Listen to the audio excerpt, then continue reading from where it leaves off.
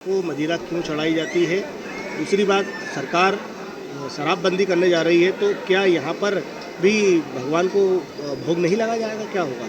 लगेगा ना भोग, तो मदिरा का भोग भगवान को लगेगा और सरकार उसकी व्यवस्था करेगी। सरकार ने ऐसा कहाँ कहा कि मंदिर के लिए बंद कर देंगे, ऐसा तो कहा नहीं। सरकार ने ये कहा कि खुलेआम विक्रय होती धार्मिक स्थानों पे इस तरह की वस्तुएं, मदिरा, मांस, मदिरा इत्यादि होती है, तो धार्मिक स्थानों पे आने वाले की आस्था उससे प्रभावित होती है और हमारे स्थान की गरिमा जो है गिरती है उससे। इसलिए सरकार ने वो कदम उठाया।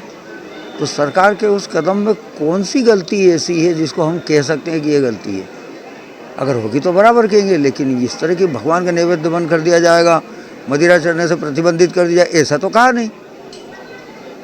तो भगवान काल भैरव को दिन भर में कितनी बार जो है, कितने लीटर जो यहाँ तक मदिरा चढ़ाई? ऐसा कुछ नहीं है। आप देखिए वहाँ पर ये जो दर्शन करने वाले हैं 5, 50, 100 दर्शन कर लेंगे, तब जाके किसी एक आध के हाथ में मिलेगी आपको मदिरा।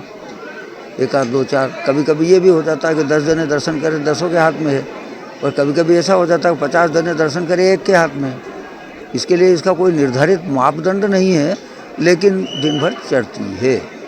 और नैवेद्य का जो सरकारी जो टाइम है, शासकीय संधारित मंदिर है, ये सारे नियम सरकार के बने हुए हैं, जो शेरे प्रारंभ से ही रियासत काल से ही ये सरकारी मंदिर है और रियासत काल से ही सारे नियम बने हुए हैं। उसमें कोई फेरबदल नहीं हो गया ऐसा कि अभी कोई नया नियम बना दिया, ऐसा कुछ भी नहीं है। वही चल रहे हैं और उसी अनुसार पूजन अर्चन का क्रम है, उसी अनुसार पूजन हो रही है।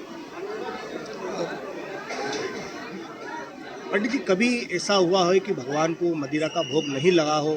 सियासत में भी दुकान यहाँ पर खोली गई थी, क्योंकि सरकार ने ही दुकान खोली थी मदिरा के भोग की व्यवस्था की। शासकीय दुकानें हैं, हाँ, शासकीय दुकान है और शासकीय दुकान पे मिलती है।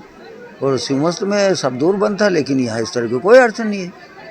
तो हम ऐसा कैसे कह सकते हैं कि सरकार ने 17 नगरों में धार्मिक स्थानों पर ये बन गई, तो बहुत अच्छा कदम है। ऐसा होना ही चाहिए। लोगों के हेल्थ के लिए, लोगों के स्वास्थ्य के लिए सरकार अगर ध्यान देती है तो हम तो सरकार को धन्यवाद देंगे सब। परंपरा की बात करें तो भगवान की किस तरह से यहाँ पर परंपरा है बाबा काल भैरव की? कौन सी परंपरा के विषय पे पूछना चाहते हैं आप? मदिरा का भोग किस प्रकार से लगाया जाता है? मदिरा का भोग, मदिरा के मंत्र, विभिन्न प्रकार के वारुणी के मंत्र होते हैं। वो तंत्र में बहुत गोपनीय रस भी, हम जब चढ़ाते हैं तो उसका पाठ भी करते हैं, मदिरा की खुद की स्तुति भी करते हैं। ये एनर्जी है, शक्ति जहाँ होती है वहाँ पूजन का क्रम होता है। तो नेगेटिव एनर्जी भी होती है, पॉजिटिव एनर्जी भी होती है। हम इस भाव से चढ़ाना चाहिए मदिरा को कि हम मदिरा के रूप में आधि, व्याधि, कलह, दरिद्रता इत्यादि जो घर में प्रवेश हो जाती है, वो हम मदिरा उनको अर्पित करते हैं जब भगवान को, तो भगवान उसका हरण कर लेते हैं और बदले में हमको आयु, आरोग्य, ऐश्वर्य, श्री, संपत्ति, वैभव, ये सब हमको प्रदान करते हैं।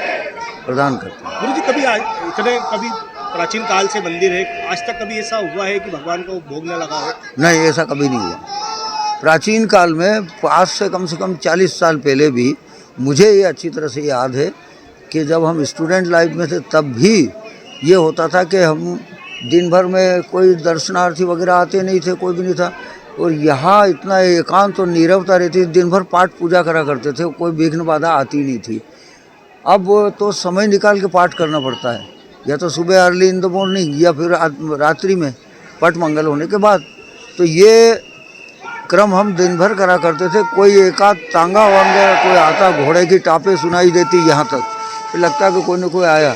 दिन भर में 1.5, 2 रुपये, 4 रुपये इकट्ठे होते नहीं होते, और उसमें फिर हम मदिरा मंगवाते। उस ज़माने में मेरे सामने मुझे मालूम है कि दारू, देसी दारू का एक छोटा वाला आता नहीं, 1/4 आता हो, वो 12 आने में मिलता था। 12 आने में मिलता था। 1 रुपये में हुआ, फिर 1.5 रुपये में हुआ ऐसे। तो हम नैवेद्य के लिए अनिवार्य है हमारे लिए, और वो हम ले आते हैं, वो हम मंगवाते हैं। ये हमारी परंपरा है, नैवेद्य के लिए हमारे अनिवार्य है। तो ये तो हमको चढ़ाना ही है, हम चढ़ाते रहते हैं।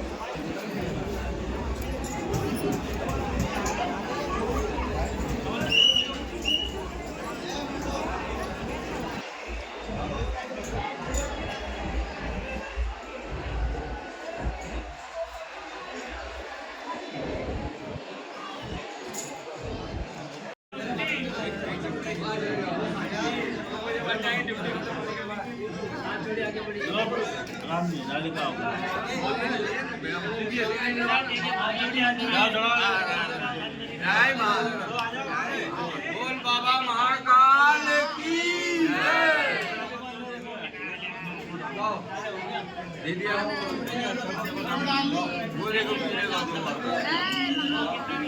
देखो बोल बाबा काल भैरव की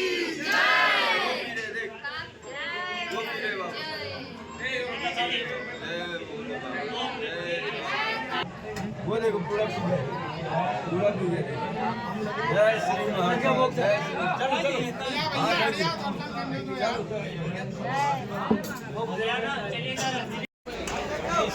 माल कितना लीटर जाता है?